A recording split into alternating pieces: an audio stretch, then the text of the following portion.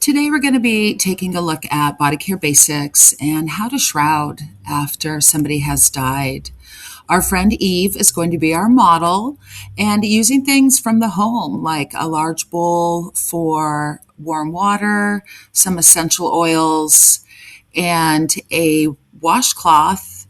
We are just going to gently clean her face. Sometimes after death, there can be little crusties around the eyes or even around the mouth. Sometimes can use a little bit of care. And so we just gently wipe her clean.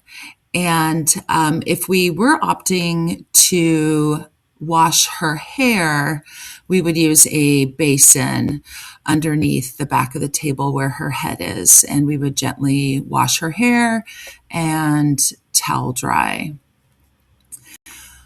We like to take this opportunity to invite the family and friends or those who were there when their loved one passed to step into this moment. It's important to we like to call it honor the pause, which is that moment after death and the grief that we had been feeling for somebody who was going to die now lands a little bit differently because they have died. So this moment is really just a time to slow down, come together, care for your person. And oftentimes we'll find that friends and families will start sharing stories, or as we're washing, they'll say, oh, let's put her in her favorite outfit or her favorite pajamas.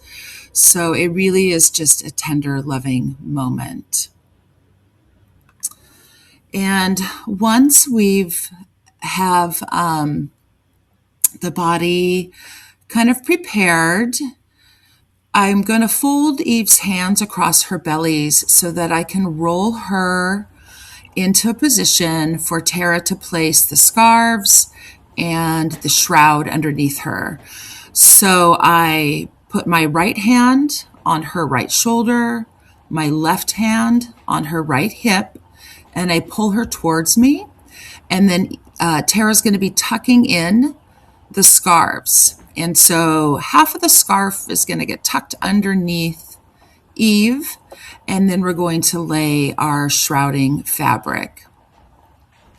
We like to use natural fabrics, those that will break down, especially if it's for a green burial.